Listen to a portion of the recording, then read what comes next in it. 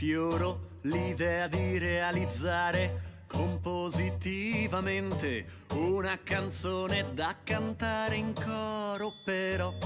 mi rendo altresì conto quasi immediatamente che momentaneamente sto da solo, e per cantare in coro il presupposto necessario mi sembra anche normale che ci sia più d'una voce a far da controcanto a quella che fa il tema principale. E qui, almeno al momento, la situazione non mi sembra proprio per la quale, ma credo,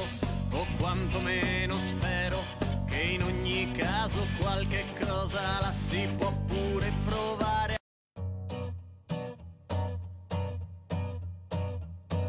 Sfioro l'idea di realizzare compositivamente una canzone da cantare in coro, però